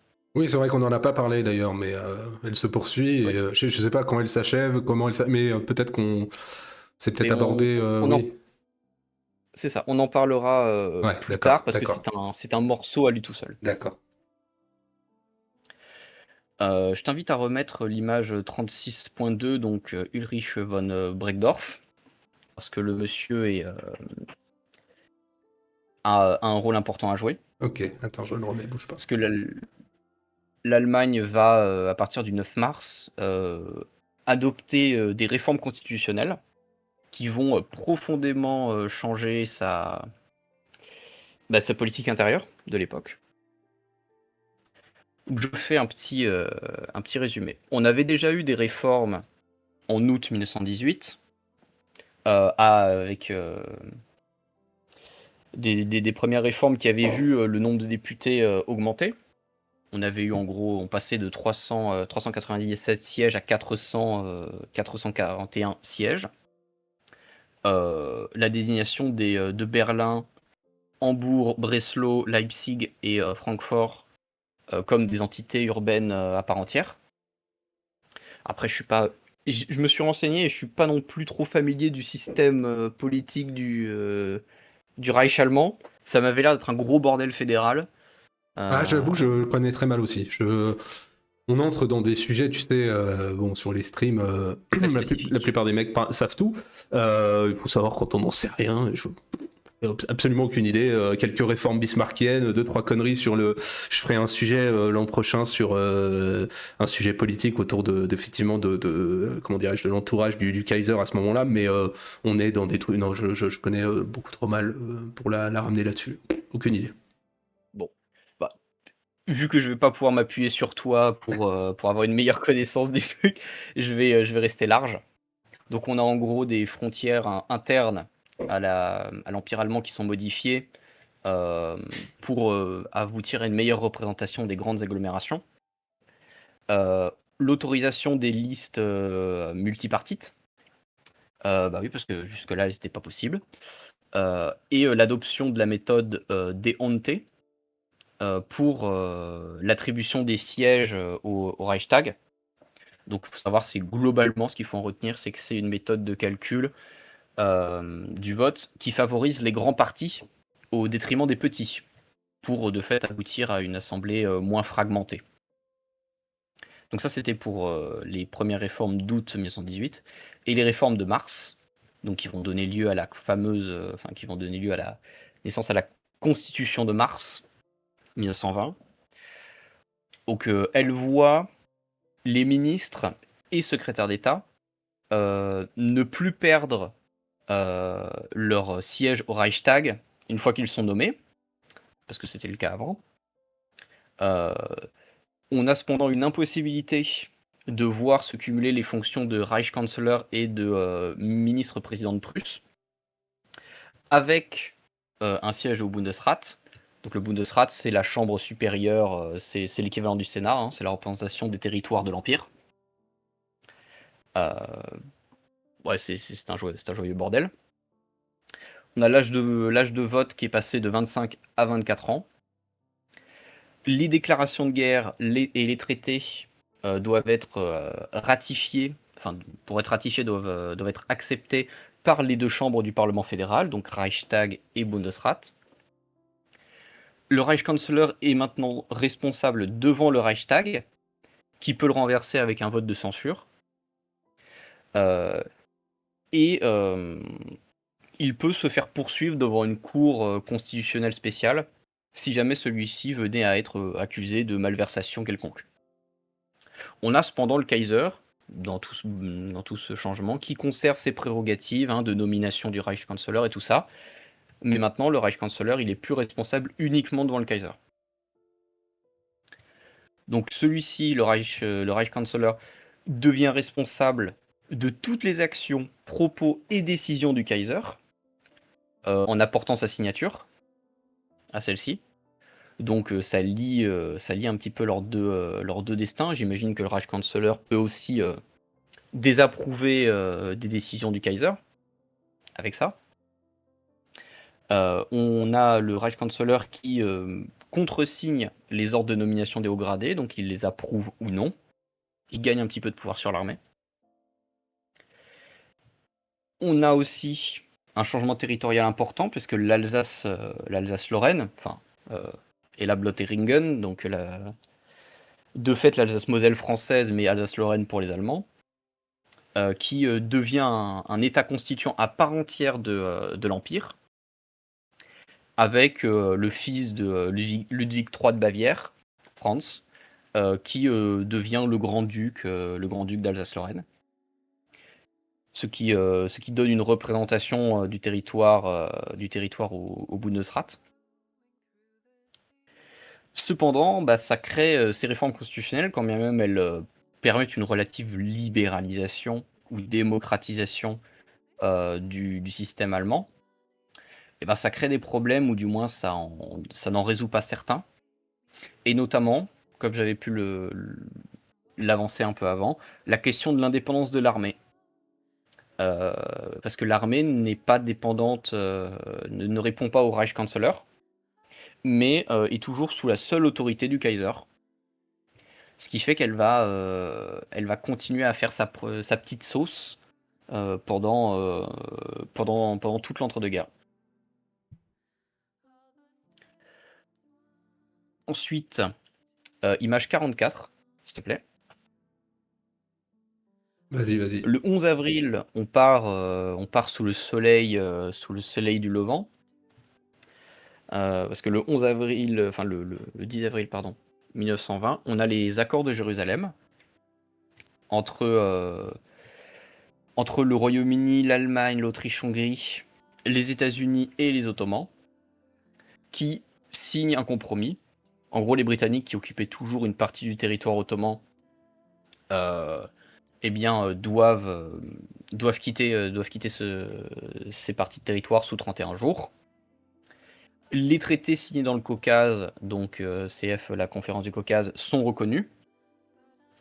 Les Britanniques renoncent à leur soutien au mouvement national arabe, ce qui fait qu'à terme, les Arabes vont se faire mater par les Ottomans. On a la création de territoires autonomes, notamment un dans le vilayet de Basra, qui est accordé aux Assyriens, qui sont des chrétiens d'Irak, des chrétiens de la zone à peu près de l'Irak, où ce territoire autonome se voit être mis sous l'autorité du Catholicos, donc qui est la tête de l'Église chrétienne d'Orient, ainsi que sous la protection des troupes britanniques. Avec ça, tous les déplacés assyriens, parce que je rappelle, les Arméniens n'ont pas été les seuls à être victimes de génocide pendant la Première Guerre. C'était les génocides arméniens, assyriens et grecs pontiques, même si on parle surtout des Arméniens. Tous les déplacés assyriens doivent être réinstallés dans le territoire autonome sous 31 jours, ce qui fait qu'ils ont leur petit coin tranquille. Et on a surtout l'établissement d'un mandat international, le Mustasarifat de Jérusalem, qui est interdit aux troupes ottomanes, et gardé par une force de police internationale. Cependant, les Ottomans, c'est à eux que revient le pouvoir de nommer le gouverneur du Mustasarifat. Et on a aussi l'Empire ottoman qui s'engage à à juger les responsables des massacres et des crimes de guerre commis pendant la guerre. Je rappelle, je ne l'ai pas précisé, mais le triumvirat jeune turc a été dissous à la fin de 1918. Donc les jeunes Turcs vont prendre assez cher, et on va surtout assister à la montée en influence de Mustafa Kemal, après-guerre, qui va ultimement finir grand vizir. Et on a aussi la fin de ce reliquat de l'époque moderne, qui était les capitulations. Donc, Avec ça, on arrive vraiment sur la fin. On a un événement mineur le 14 mai 1920 où pendant la guerre civile française, en fait, on a ce qui a été appelé la crise de Haute-Savoie, pendant laquelle la Suisse, en gros, va occuper la Haute-Savoie à la suite de soulèvements socialistes dans la région de Genève, pour créer une zone tampon en fait avec la France. Les syndicalistes français vont pas aller à la confrontation avec la Suisse parce que celle-ci est protégée de fait par l'Allemagne. Donc pour éviter la relance de quelconque guerre, on reste en place. Le 22 mai 1920, on a le traité de Minsk qui fait reconnaître aux Russes blancs les clauses du traité de Brest-Litovsk. Oui, donc les Le pertes, 7 les juin, pertes territoriales ouais, actées en faveur de l'Allemagne. Oui, ce qui est logique, hein, parce que dans l'Allemagne, dans le ouais. cas où l'Allemagne gagne la guerre et les Russes blancs éventuellement aussi, je pense que ça aurait été accepté comme ça. Mais c'est vrai qu'ils étaient très intransigeants, nos chers commandants russes. Donc c'est vrai que c'est possible en tout cas, ouais. Bah, disons que s'ils avaient pas reconnu ça, ils se seraient probablement bouffé une intervention militaire dans la tronche, ou quelque chose Ouais, comme ça. ouais, Ou c'est même pas sûr, parce que dans l'état dans lequel c'était. Mais oui, oui, non, mais de toute façon, effectivement, dans l'optique d'une victoire allemande, ça me paraît quasiment tu prends pas obligatoire. le risque. Non, non, évidemment. Le 7 juin, c'est le traité de Metz qui est signé, où en gros la nouvelle commune de France, ou de son nom complet, la Fédération des communes de France, reconnaît le traité de Versailles. En échange, l'Allemagne reconnaît la commune de France comme le gouvernement légitime, à la plus grande rage du gouvernement en exil à Alger. Et la fin définitive de la Première Guerre mondiale, / Grande Guerre, / Weltkrieg, c'est le 6 novembre 1921, avec les accords de Tsingtao, où les Japonais rendent aux Allemands les territoires qu'ils occupaient, en échange de la reconnaissance par l'Allemagne des intérêts spéciaux japonais en Mandchourie. Alors c'est un accord qui va faire un peu scandale au Japon, qui va être très mal vu par l'opinion publique, bien que celui-ci ne mentionnait pas Tsingtao, qui était l'un des buts de guerre principaux du Japon, hein, pour essayer de limiter la casse. Mais dans les faits, le Japon a participé à la guerre pour rien, mais au moins il n'a rien perdu. Et Ok. avec ça, Ouais, donc on s'arrête là pour la on a chronologie. la fin. D'accord. C'est ça, on a la Ok. fin. Donc on Ok. va pouvoir rentrer dans un peu de discussion autour, Ouais, ouais, de toute parce façon, qu'il y a des choses à dire. on en a reparlé, et puis tout ce que tu m'as dit depuis invalide un petit peu, comme je t'ai dit, hein, la critique que je vais faire après, mais on y reviendra, je te laisse dérouler. Ouais. Donc, avec cette version alternative de la Première Guerre mondiale, bon, on a discuté de certaines choses qui étaient plus ou moins discutables, hein, l'offensive austro-hongroise, la présence ou non de la bataille du Piave, les capacités offensives françaises ou allemandes, ce genre de choses. Mais le plus gros problème, on l'avait soulevé euh, C'est vrai, ouais. dans la première partie, c'est la question du front d'Orient. C'est le front d'Orient, il est oublié. À partir du débarquement des troupes françaises à Salonique, c'est plus mentionné jusqu'au traité de Salonique. Alors que, je rappelle que Bah, dans certains les disent qu'on a faits, gagné la guerre ici, hein, enfin qu'on a gagné la guerre sur ce front. bah oui, Après, ça se discute, hein, mais. pas complètement. À la fin en novembre 18, je crois, le front d'Orient ou le front des Balkans s'effondre complètement. Les Français, avec l'aide de 120 000 Serbes, je crois, arrivent à enfoncer les lignes bulgares et austro-hongroises. Les Bulgares signent un armistice peu de temps après, et les Français sont sur le Danube assez rapidement, ce qui fait que la Hongrie s'est complètement ouvert, l'Autriche aussi. Alors que en France, à ce moment-là, on a l'offensive des 100 jours. Donc dans les faits, ça s'écroule un peu partout. Mais les avancées sont les plus spectaculaires dans les Balkans. Et donc bon ce que j'ai noté, c'est que on a en fait un conflit entre deux versions. J'en avais un peu parlé. Parce que dans la version précédente de Kaiser Reich, on avait la réorientation des efforts allemands après le traité de Brest-Litovsk, d'abord sur le front des Balkans, donc pour permettre sa réduction, et de fait la capitulation de la Grèce, pour ensuite faire reporter l'essentiel des troupes, maintenant libérées d'un front, eh bien, en France. Sauf que bon, la nouvelle version de l'histoire ne dit pas ça. Elle mentionne juste plus du tout le front grec. Enfin, front Balkan, front grec, front d'Orient. Ça renvoie à la même chose. Et donc, on se retrouve avec une Grèce qui a de fait pas vraiment perdu la guerre, mais qui, vu que ses alliés capitulent et signent la paix, eh bien, elle doit aussi passer à la casserole.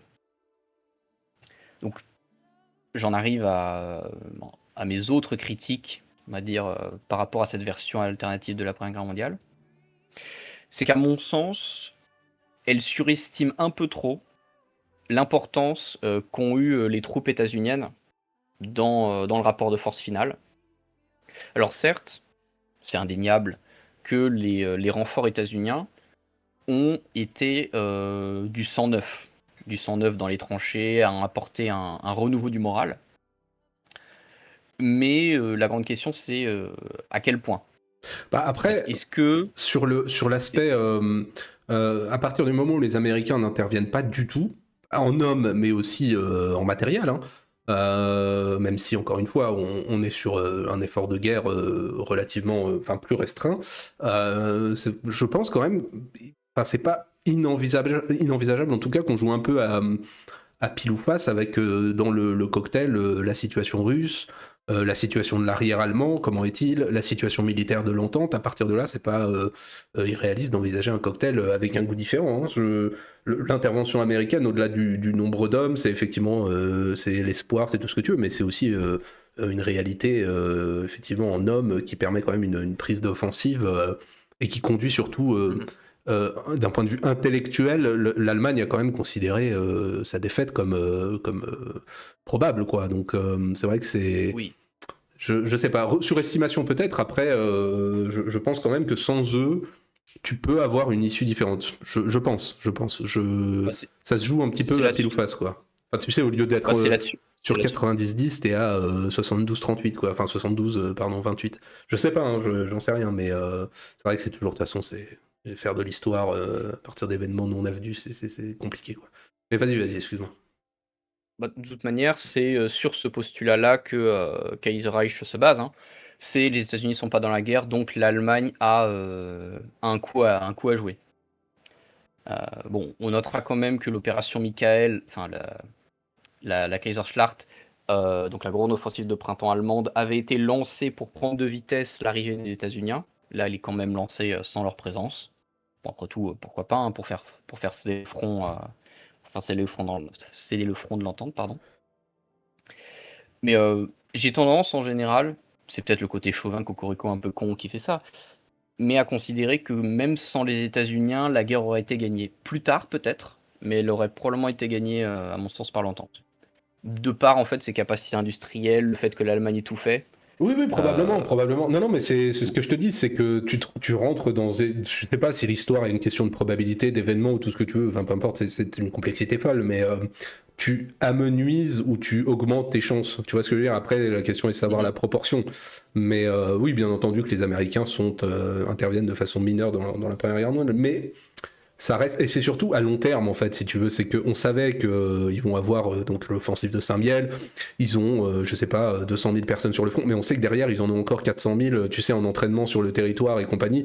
Donc il y a un Mhm. moment où, avec l'intervention américaine, c'était gagné de façon certaine, vu l'état des fronts. Bien Mais sûr. tu sais, c'est conjugué avec ce qu'on a dit là sur le front des Balkans et compagnie. S'il ne se passe rien, enfin, tu vois, il y a tout ça qui entre en Ouais. jeu, ce front italien. Enfin, il y a tellement de choses quand on essaye de faire bouger les lignes, de toute façon, on a du mal à mesurer les impacts sur le reste. Donc c'est vrai que c'est tellement compliqué. Est-ce qu'on aurait gagné? Oui, peut-être, probablement. Oui, c'est fort probable.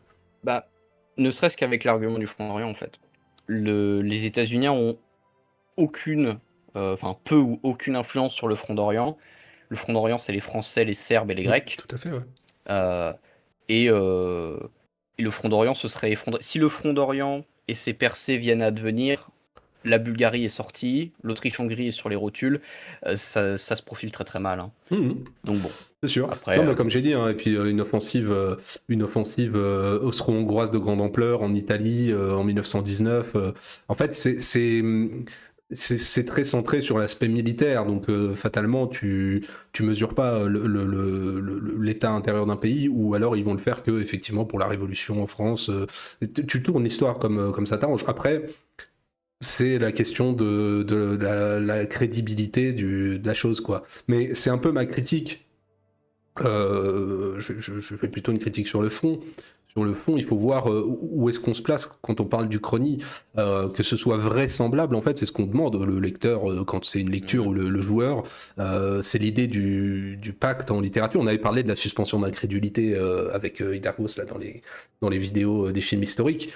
C'était pour 300, je crois, où il faut mettre son cerveau effectivement de côté oui. quand tu le regardes.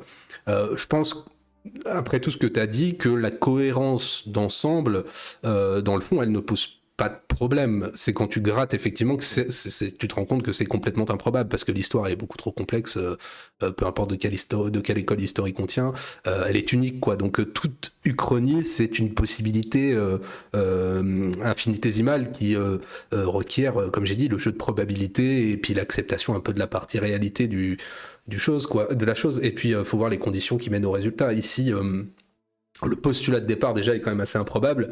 Et ça se couple à ce dont on va parler, ce dont on ne parle pas, à toutes les improbabilités des événements entre 18 et 36, puisque par nature, ils sont, ou 17 et 36, puisque ça commence en 17, puisque par nature, ils ne sont pas existants. Donc forcément, ils sont tous improbables. Et voilà, et je pense que ce qui se passe après est tout aussi important que ce qui se passe entre 18 et 21 d'ailleurs. Mais voilà, faut l'accepter tel quel, sans parler des défauts, parce qu'ils seront forcément innombrables. Et c'est là où, alors,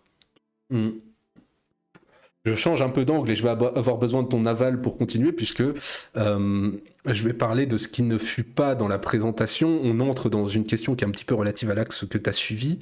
Donc soit je peux en parler, soit on en parle entre nous après, c'est comme tu veux. Moi, enfin, c'est pas être critique, je te dis, c'est pas un truc pour dire c'est pas bien, hein. Ce que je veux dire par là, c'est que c'est pas qu'une question d'événements historiques. C'est une question aussi dans l'Uchronie de l'homme, de ses œuvres, de la technologie aussi, de tout ce qui serait pas advenu, des pensées politiques. Qu'est-ce qu'on fait sans le fascisme, qu'est-ce qu'on fait sans le national-socialisme, et ça reste complètement non vécu. Donc tout ça, c'est de l'imaginaire. Et c'est vrai que pour le coup, et c'était ça que je voulais dire. Je pense qu'il aurait peut-être mieux valu finalement insister sur les qualités de l'univers, parce que c'est ce qu'on demande à l'Uchronie, que sur les défauts, si je peux me permettre, parce que ce que je veux dire par là, c'est qu'il y en aura forcément. Après, je précise que tout ce que je dis, comme je te l'ai dit juste avant, enfin au tout début, c'est valable pour les deux premières parties. Je savais pas qu'il y en aurait d'autres, donc fatalement, je m'étais basé sur l'idée, mais qu'est-ce qui va se passer aussi après? Donc voilà, je trouvais que c'était, voilà, ça aurait été bien à ce moment-là. Avant qu'on en parle, je me disais, ça aurait peut-être mieux de commencer en 17 et souligner les écarts jusqu'en 36 pour montrer comment on en arrive là, pour montrer tous les écarts événementiels ou idéologiques, et insister sur les points forts, quoi, pour montrer que cet univers se tient. Mais je reprécise, et je vais le dire donc tout de suite, c'est valable à l'instant, puisqu'on va avoir de la part d'Al-Azhar encore 4 ou 5 vidéos où tu vas nous développer finalement tout l'univers après. Donc Je ne te lâcherai pas. Non, mais avec plaisir. Tout ce qui se passe en fait après donc cette fin dont on a parlé en 1921 et le début. Et ce qui serait pas mal aussi, je sais pas si tu l'avais prévu, mais peut-être aussi, même sans trop s'apesantir, nous dire tout ce qu'on peut y faire dans ce bac à sable, c'est-à-dire la période 36-45, qu'est-ce qu'on peut faire, nous, pour remodeler l'histoire, quelle différence avec le jeu de base qui nous propose de rejouer une période beaucoup plus historique, même si c'est là, pour le coup, c'est vraiment centré sur le jeu, le mode en tant que jeu, quoi, mais c'est pas mal. Vas-y. Je te rassure, c'est complètement prévu. La dernière partie, je compte justement la faire sur les possibilités, sur les événements majeurs. Il y a des événements qui ne changent pas, hein, comme je l'avais dit dans la première partie, une guerre civile états-unienne, une une très probable, enfin quasiment obligatoire, guerre sino-japonaise. La deuxième Weltkrieg et tout ça, il y a des événements qui sont obligés, mais les voies ne sont pas forcément les mêmes. Euh, Ouais, et c'est ça, là-dessus, c'est intéressant c'est aussi aussi. là-dessus que le mode est extrêmement intéressant. Et c'était ce que je trouvais, et à l'époque, enfin, tu vois, je pensais qu'on faisait que deux parties. C'est ce que j'allais dire qui Mm. manquait, c'était de se dire, mais tu nous présentes le monde en 14 et le monde en 36. On a fait donc cette période de la Première Guerre mondiale et ses différences. Qu'est-ce qui fait qu'on arrive en 1936 avec cet état là de carte et de situation politique pour le joueur? Mais bon, finalement, on va en parler. Donc voilà. Mais voilà, l'Uchronie, c'est une porte qui s'ouvre sur 10 000.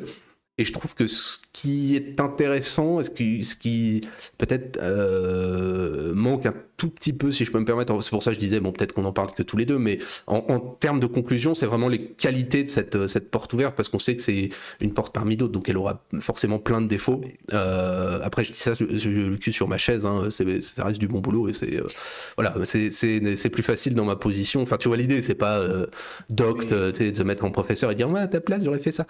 Mais c'est de se dire finalement qu'est-ce qu'il y a comme qualité dans cet univers-là qui fait que ça tient debout. Mais encore une fois, on aura le temps d'en reparler puisqu'on va se retaper un mois de janvier et un mois de mars 2026 centré sur Kaiser Reich et tous les événements. Donc je crois qu'on va être tous maîtres du mode et de tout son univers. Je crois qu'après ça, on pourra. Je sais pas si comment dirais-je, dans le YouTube jeu mondial, il y aura une présentation et des développements aussi complets sur l'univers de Kaiser Reich. Je pense que encore une fois, je suis enfin, à travers ton travail, un premier de cordée, quoi. Je pense. Je sais pas. Hein, je pense qu'il y a des gens qui ont dû faire plein de choses dessus, mais si on fait 5-6 vidéos sur le sujet d'une heure et demie, ça va être quand même costaud, quoi. Je pense que on va être bien, on va être bien, on va être de fins connaisseurs de la chose, quoi. Mais encore une fois, je te dis, il y a une partie du propos qui effectivement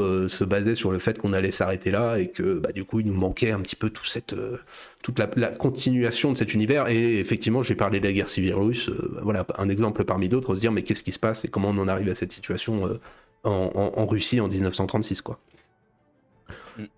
Mais tout ça, justement, on le verra. Et bah, vu que tu as parlé de conclusion, d'insister sur les qualités et tout ça, effectivement, comme quand on a pu le dire, ça se base sur la suspension consentie incrédulité, c'est-à-dire on part du postulat, ok, les États-Unis rentrent pas dans la guerre, du coup les Allemands ils arrivent à mieux s'en sortir, et à terme ils gagnent. Ok. Ce postulat peut s'effriter en fait. Toutes les recherches que j'ai faites, notamment sur les batailles et tout ça, je me suis rendu compte au fur et à mesure que, ouais, mais non, les Allemands qui gagnent, c'est vraiment hautement improbable, de par les facteurs, enfin, tous les facteurs militaires, les atouts de l'entente en 1918 sont beaucoup trop nombreux, l'Allemagne est trop dans le mal, mais bon, bah, ça prend un parti, puis sans ça, l'univers n'existerait pas. Ah oui, non mais bien sûr, non, Et mais comme quand tu regardes un film et que tu dis pourquoi est-ce qu'il va à gauche, ce con, il va crever. S'il va pas à gauche, il ouais, n'y a pas de film, hein, donc bien entendu, c'est ça le oui, problème. bien sûr. Bien sûr. Non, mais c'est le talent Pourquoi est-ce que après le gentil, de faire accepter ça plus ou moins facilement aux gens. Et je trouve que j'ai joué un peu au mode, je me suis jamais dit en arrivant au 36, ah quand même ça me choque. Non, très sincèrement, je me dis bon bah c'est un univers avec voilà tout ce qu'il a mis en place. Tant qu'il y a un travail derrière de, quand même, on le voit à travers là ce que tu as présenté, il y a quand même un travail de fond par les types pour essayer de oui, rendre l'univers crédible. Ça veut pas dire que c'est possible et que voilà, mais ça reste crédible. Pourquoi pas? Voilà, on se dit, puis il faut l'accepter, ouais, tout à fait. c'est ça. Mais il y a un travail, j'allais dire, c'est abusé, mais de quasi-historien, en fait, dans la recherche des événements historiques, de ce qui est advenu dans certains pays et tout ça, qui font que pour créer un sentiment de vraisemblable. Tu l'acceptes plus facilement vu comment l'univers est construit. Et finalement, en 36, le monde est.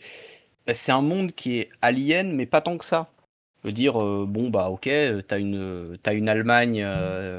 T'as une Allemagne qui est toujours impériale et qui est plus grande. Enfin, qui est un petit peu plus grande qu'avant la Première Guerre mondiale. T'as une France communiste. Enfin, communiste, syndicaliste, on se comprend. Une Russie qui n'est pas l'URSS. C'est, c'est pas un monde trop fantasque. Ah oui, non, Enfin non, mais que bien sûr, oui, oui, non, mais t'as pas des super soldats. Non, non, c'est pas fantasque, on reste dans le cadre historique, mais effectivement, c'est accepter ce qui n'est pas advenu et ce qui avait peu de chances d'advenir quand même. Voilà, mais c'est tant que ça se tient et tant que c'est cohérent. Bah, attends, si on n'accepte pas dans l'Uchronie, si on pinaille sur tout, c'est improbable, hein, jamais ce sera parfait. De toute façon, c'est le principe de l'Uchronie, hein, c'est le principe de tout ce qui n'arrive pas dans la vie. Voilà, ça reste des pour de bonnes possibilités. raisons. Ouais, ouais, tout à fait. Non, non, mais il y a des vraies raisons. Donc voilà.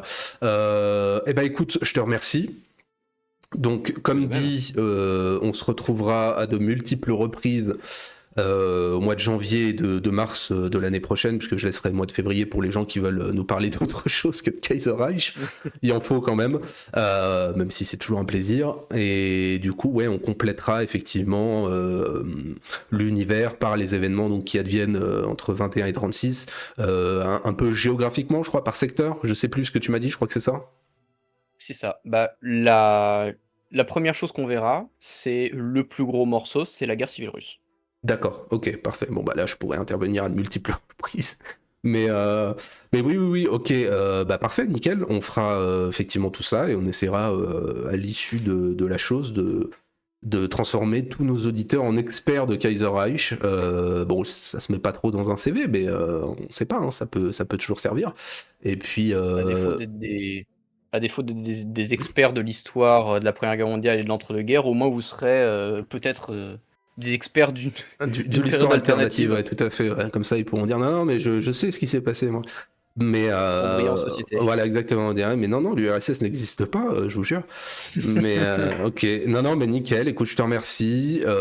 Donc on se revoit, et puis même pour d'autres sujets, hein, à toi comme les autres, il n'y a, y a pas de souci, tout est ouvert, vous voyez, c'est vrai qu'on a fait de tout, et on peut même faire des trucs complètement différents, et ça reste très intéressant, parce qu'en plus ça permet un petit peu de discuter voilà d'autres choses de déborder un peu et de parler de ce qui est possible ou pas et de confronter les points de vue, donc non non c'est toujours très intéressant l'histoire qui n'est pas arrivée parce que ça permet de rappeler pourquoi est-ce que certaines choses sont arrivées et pourquoi il y a des trucs qui sont improbables vu les conditions de l'histoire on va dire réelle quoi, mais non non très bien.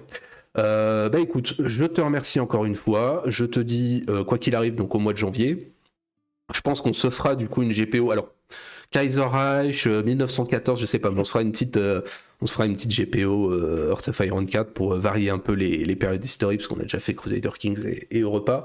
Donc on se fera ça, et puis donc tu es le bienvenu. Et bah écoute, je te dis quoi qu'il arrive, donc au mois de janvier. Pour les gens qui ne peuvent pas tenir, ça arrive. Hein, il faut bien laisser un petit peu de temps quand même. Puis de toute façon, mon calendrier était terminé en ce qui concerne les réceptions pour l'année, donc voilà, c'était pas possible de faire autrement. Donc ce sera 2026.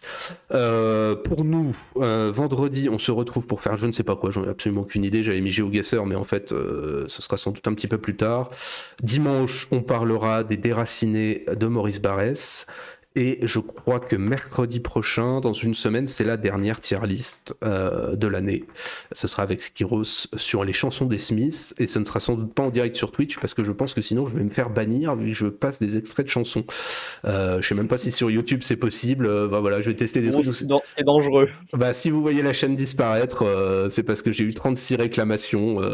Je sais pas. J'ai l'impression, quand je vois sur YouTube, qu'il y a des gens parfois qui mettent des musiques. Enfin, je sais pas, puis ils postent des chansons sans être, comment dirais-je, le titulaire officiel du compte, quoi. Donc, je sais pas Tant trop. Vas-y. tant que c'est pas monétisé et que la chaîne a pas trop de visibilité, je pense que ça peut le faire. Je pense aussi. Donc, à mon avis, ça devrait passer. Et puis, si jamais j'ai des problèmes, bah, je retirerai la vidéo. Je sais que sur Twitch, ça pose un problème direct. Ça, c'est une certitude. Je crois que sur YouTube, ça passe, donc on enregistrera en dehors de Twitch et puis on verra bien. Et puis si vous me voyez plus sur YouTube, c'est que la chaîne a sauté pour 72 réclamations de la Warner. Mais tant pis. Suicidé. Exactement, suicidé. Et puis je reviendrai sur Kik. Et puis voilà, quoi, on se débrouillera. Et sur RUTube, je ferai des vidéos en moldave. Bref. L'histoire d'une déchéance. Voilà, exactement. Au point où j'en suis là, c'est pas comme si ma chaîne non plus, tu vois, je vais pas perdre 15 000 balles par mois, donc ça va, c'est pas très grave. En tout cas, voilà, merci à toi. Je te dis bonne soirée, à bientôt tout le monde, et puis on se retrouve donc dans 2 jours. Allez, ciao, ciao. Bonne soirée.